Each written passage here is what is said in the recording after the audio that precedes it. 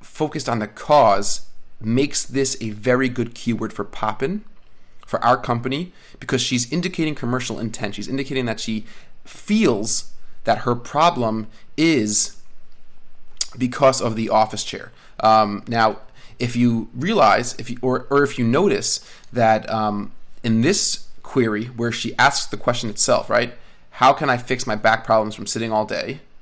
And then we come down to this query, which is my back hurts because I'm sitting in an uncomfortable chair.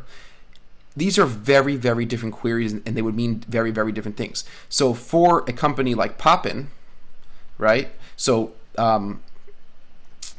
let's say this query, which is the question itself, is less viable, and this query, my back hurts because I sit in a chair, in an uncomfortable desk chair, is much more likely to be a good keyword, right? But let's say we take a doctor, right? A doctor, let's say a chiropractor. So if we have a doctor, the doctor would find this keyword much less viable because it's clearly indicating she's looking for a desk chair, not necessarily she's looking for a doctor.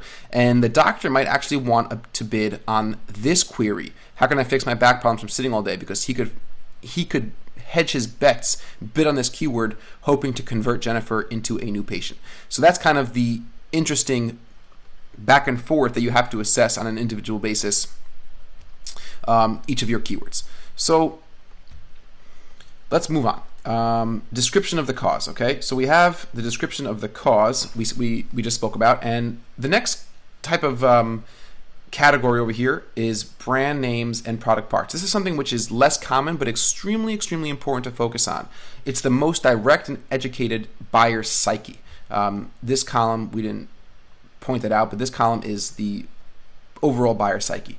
If a customer is using the brand name or a product part or a manufacturer part number, MPN, or the model number of a sneaker, if somebody's looking for running shoes and they type in Saucony Gel Maximum 1025, that is golden opportunities for advertisers, because we're clearly talking about an educated consumer because they know the product, brand, the category, and they're clearly indicating that they want information on that very specific product or service. So that's a very, very important category to keep in mind. So it's the most direct and most educated. And an example of that is Poppin Max Mid Back Task Chair. And that happens to be one of the products on our site. So that's a very important keyword to keep in mind. We want to bid very aggressively on this because this is somebody who is most likely later on in the buyer journey and looking to make a purchase. We then have what's most likely the broadest and most general way people search Google, and that's informational queries. It's usually indicative of somebody not in the buying phase yet, someone more in the awareness stage, uninformed stage, but it's very, very hard to know.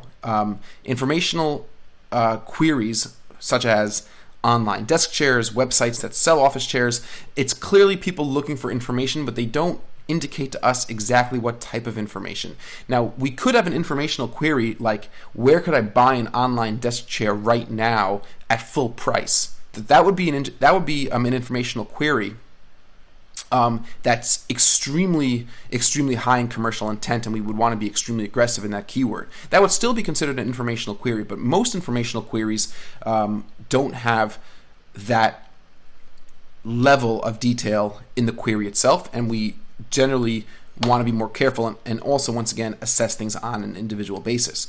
So it's important, once again, to start really getting a sense of what these queries are, what the different types of psychological mindsets queries represent. Once again, people don't search the same way.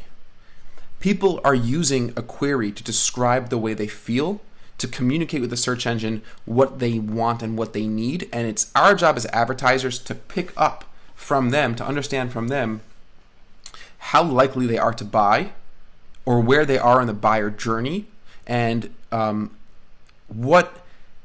much money or is it worth it, or is it financially viable for us to try to capture this lead. And these types of queries are ways for us to start thinking about things in a more detailed and segmented way.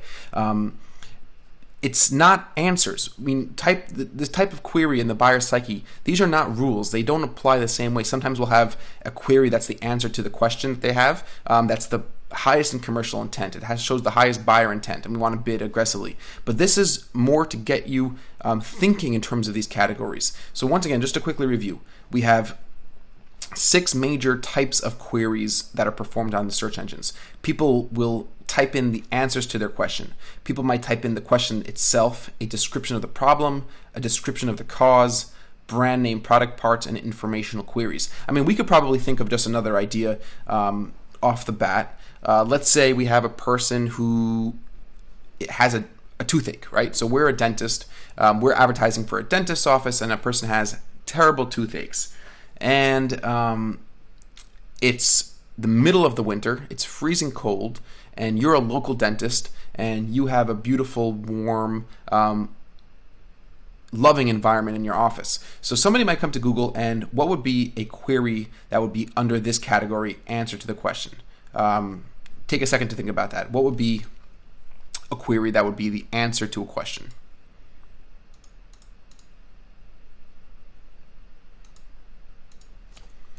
So I would say a potential query that would be the answer to the question is, where do I find a local dentist that handles toothaches, or dentists, let's see, that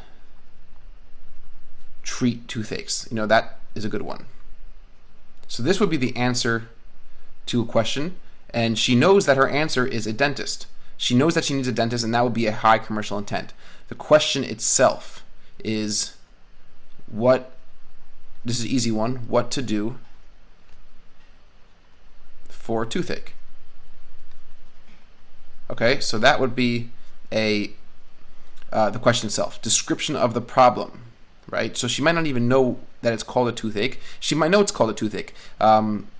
She might say, she might say, tooth has been killing me, recently. So that might be a good description of the problem keyword. Description of the cause.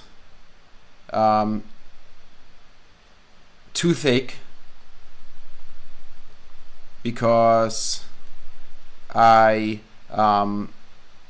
fell and smashed my mouth. That would be a description of the cause of her pain. And this is something that many people will use Google to search for. They're not necessarily asking a specific question, they're just describing the cause. And then brand name, product parts, that doesn't really translate so well to this scenario, although it could if a person's looking for a specific device or a specific medication that a dentist provides, but they also might be looking for a specific doctor. So this would be a branded term. So let's say the,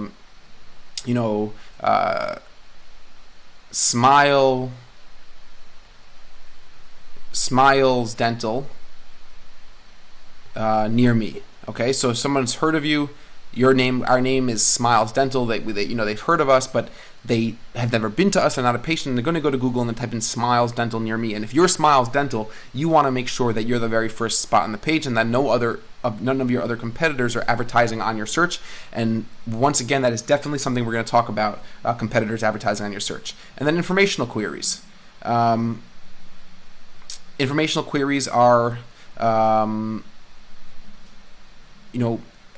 let's see, it could be just the word toothache. That might be an informational query. Somebody's just looking for information on a toothache, and that would be a very low commercial intent keyword. We're not sure if they actually have a toothache, whatever it may be. Someone might type in help with toothaches.